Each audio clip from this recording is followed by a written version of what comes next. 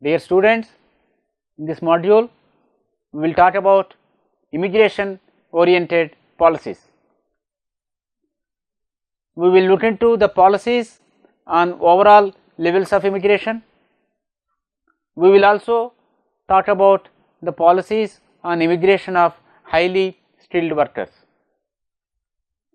Let us start the discussion on the first aspect, namely the policies on overall levels of immigration. At the global level, in 2013, about 3/4, 73% of all the governments either had policies to maintain level of immigration or they were not intervening at all to change the levels of immigration. 15% of the governments had policies to reduce the levels of immigration, while 11% of the governments had policies to enhance the level of immigration. If we look at the trends from mid-90s to 2013, since the mid-90s, the percentage of governments with policies to reduce immigration declined from about 40% to 15% by 2013. On the other hand, the percentage of the governments with policy to raise the immigration increased from 4% to 11% during 1996 and 2013. In 2013, around 2/3 of the governments from more developed regions, 63%, and more than 3/4 of the governments from less developed regions with a figure of 77%, either had policies to maintain the current level of immigration or they were not intervening at all to influence the immigration level. Since the mid-90s, the percentage of governments with policies to reduce immigration declined in both the regions, more developed as well as the less developed regions. During the reference period of 1996 and 2013, percentage of governments seeking to enhance the immigration level has increased sharply in the more developed regions, but not so in case of the less developed regions. Specifically, in the more developed regions, the percentage of governments that had policies to enhance the level of immigration experienced an increase from 2% to 24% in the reference period of 1996 to 2013. All the 12 countries in the more developed region with policies to enhance immigration as on 2013 were in Europe. 7 of them are from Eastern Europe, and these countries include Belarus, Bulgaria, Poland, Romania, the Russian Federation, Slovakia and Ukraine. And 3 of these 12 countries are from Northern and Western Europe: Austria, Finland and Sweden, and 2 of these are from Southern Europe. Let us now look at the Asian region. In 2013, Asia recorded the highest percentage of countries where policies were in place to reduce the immigration levels. The figure was 25%. Asia was closely followed by Africa in this regard with a figure of 17%.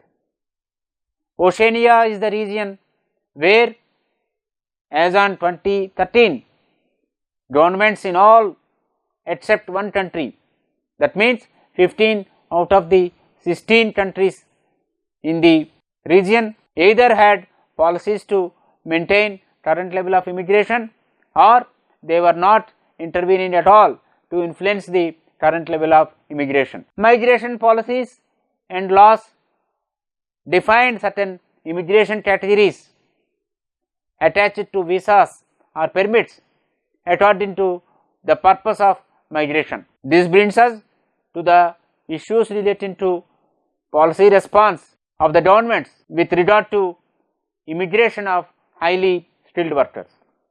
This is an important dimension of immigration. Governments more often adjust their migration policies in accordance with their needs and goals, and sometimes they favor certain categories of migrants over others. In view of economic and labor market demand and demographic factors and other considerations, such decisions are taken by the governments to favor certain categories of migrants over other categories of migrants. There is an evidence in this regard from the International Organization for Migration. Highly skilled migrants are usually granted a preferential treatment by some of the countries, and the highly skilled migrants are subjected to fewer restrictions in terms of admission, length or duration of stay,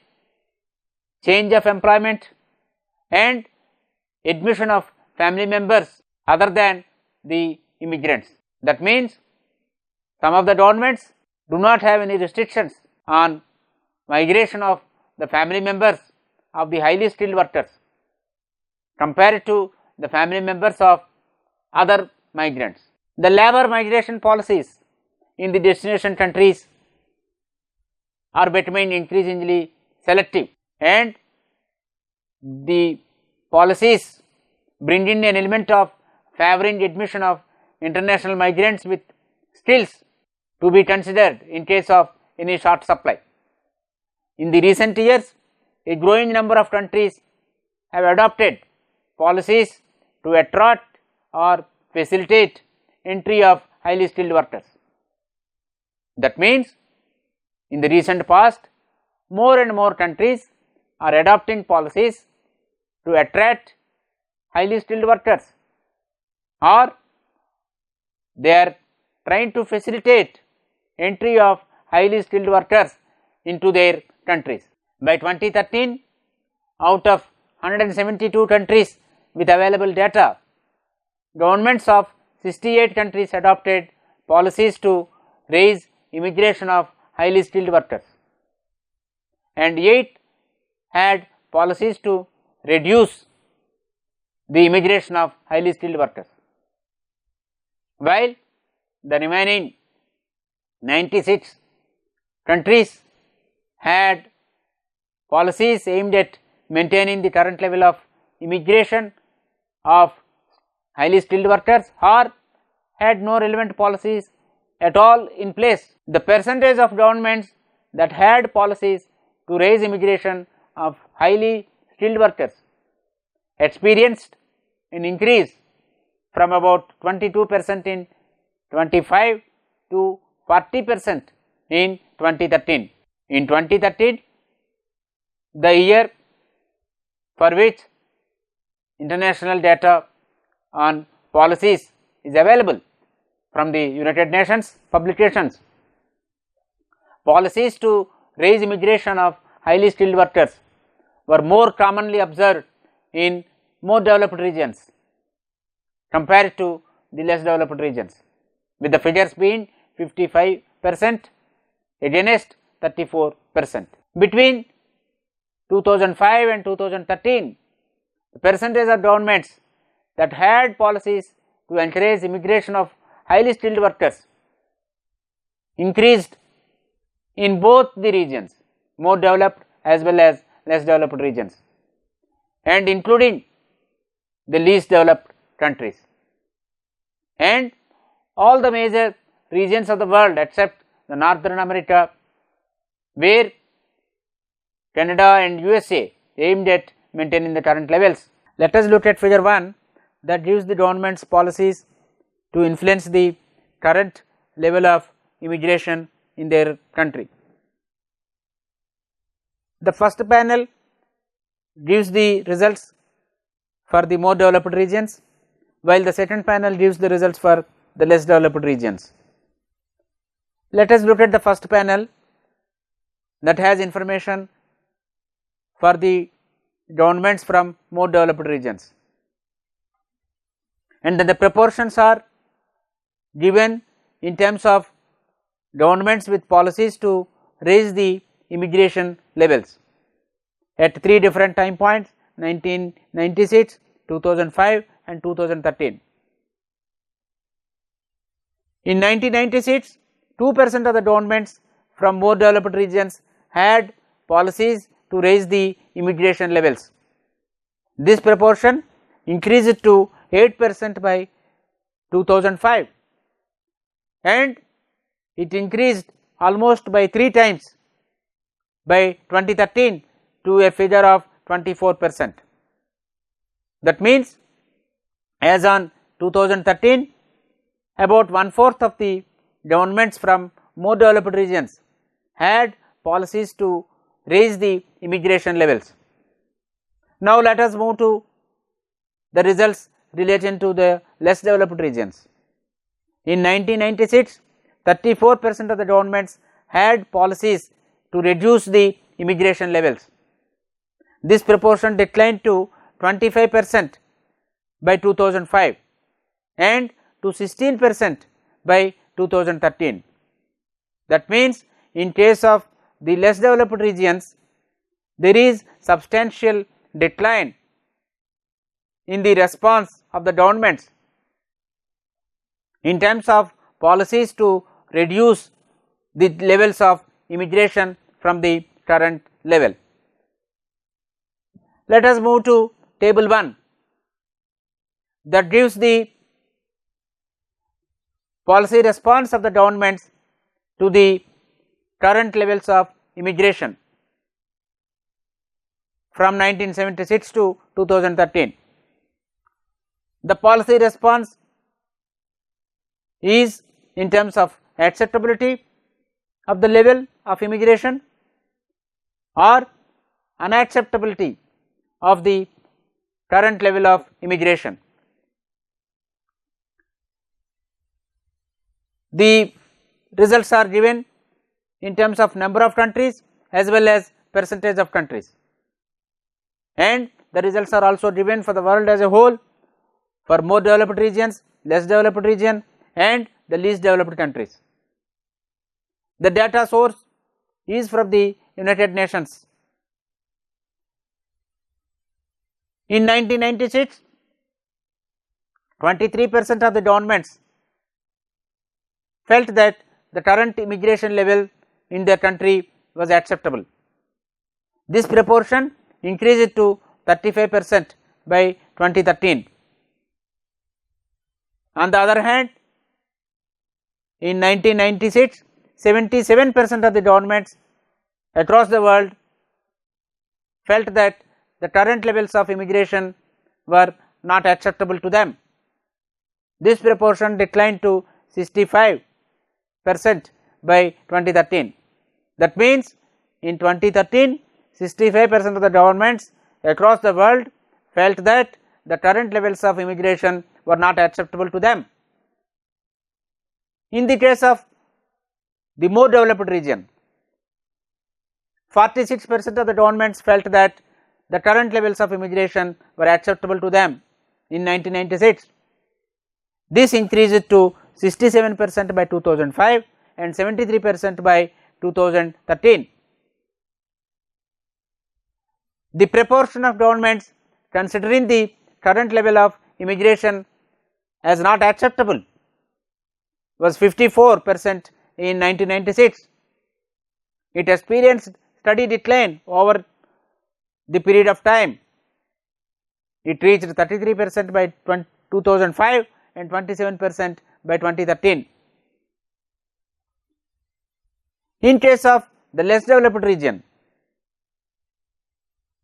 the figures are quite contrast,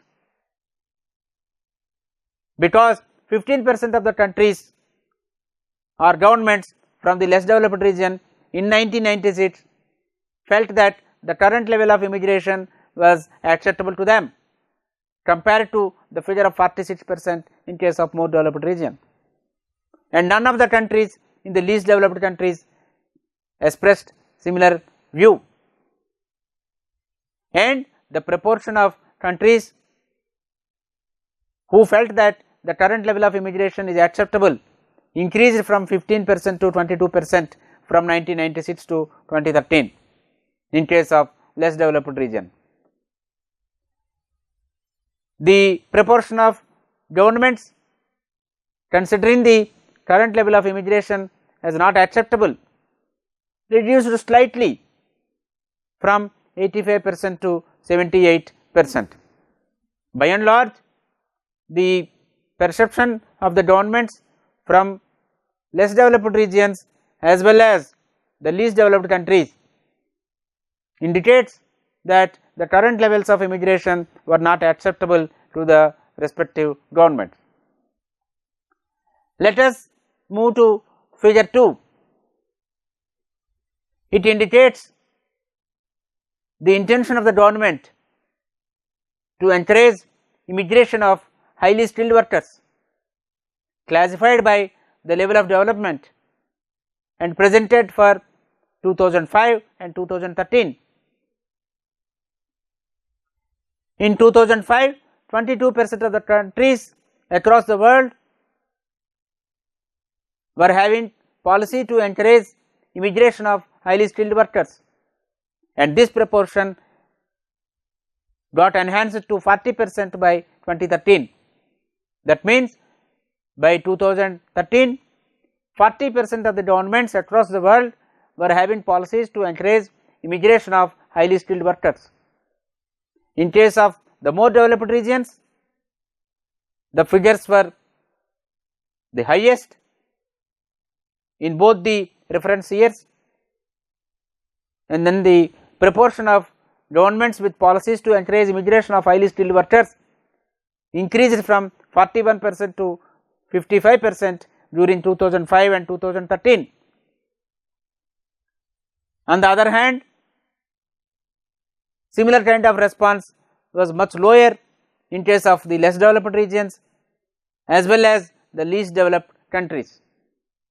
In case of less developed regions, the proportion of governments having a policy to encourage immigration of highly skilled workers increased from 14% to 34% during 2005 and 2013.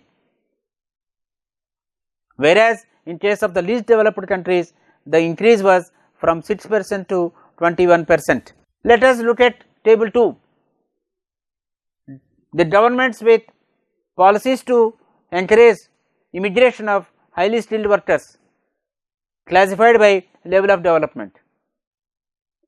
In 2005, 22% of the governments were having policy to encourage immigration of highly skilled workers.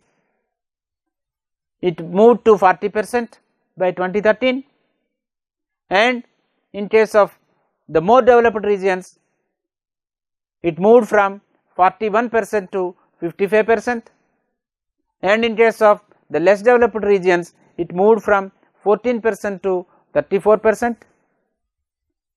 In case of the least developed countries, it moved from 6% to 21%.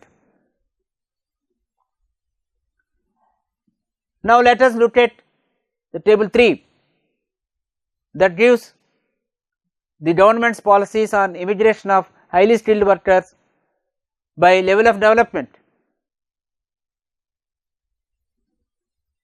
In case of the more developed regions, 41% of the governments were having policy to enhance the immigration of highly skilled workers in 2005, and this proportion increased to 55% by 2013. In case of the less developed region, the proportion of governments with policies to raise the level of immigration of highly skilled workers moved from 14% to 34%. And in case of the least developed countries, the increase was from 6% to 21%. If we look at the results by major areas of the world. In case of Africa, the proportion of governments with policies to raise the immigration of highly skilled workers increased from 5% to 29% in Africa, and enhanced from 21% to 39% in case of Asia. In Asia, 50% of the governments in 2013 were having policies to maintain the same level of immigration of highly skilled workers. This is a decline from 67% in 2005. In case of Europe, 55% of the governments in 2013 were in favor of raising the level of immigration of highly skilled workers, whereas 38% were in favor of maintaining the same level. In the American and the Caribbean area, 14% of the governments were in favor of policies to encourage immigration of highly skilled workers, and this increased to 31% by 2013. Let us now summarize about this module. In this module, we looked at the policies of the governments relating to immigration. We looked at the policies of the governments to maintain the same level of immigration or intention to enhance the level of immigration or to reduce the level of immigration. We also have seen the policy response of the governments in various regions and in various major areas of the world regarding immigration of highly skilled workers, because the governments have their own requirements, their own needs, and these needs and requirements facilitate the decision making relating to immigration of particular type of people.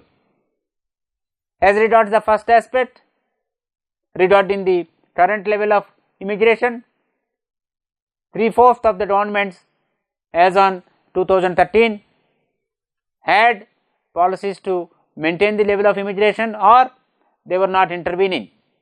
Thus, by and large, the governments were not in favor of any changes in the current immigration levels. Asia had the highest percentage of countries where policies were in place to reduce immigration, followed by Africa. In the recent years, we have seen that a growing number of countries have adopted policies to attract or facilitate entry of highly skilled workers. We also have seen that in the year 2013, policies to raise immigration of highly skilled workers were more in case of more developed regions compared to the less developed regions.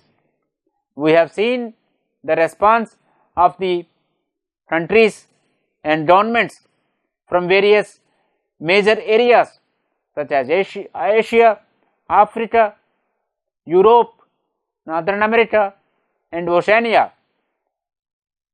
with regard to current immigration levels and with regard to immigration of highly skilled workers to their countries.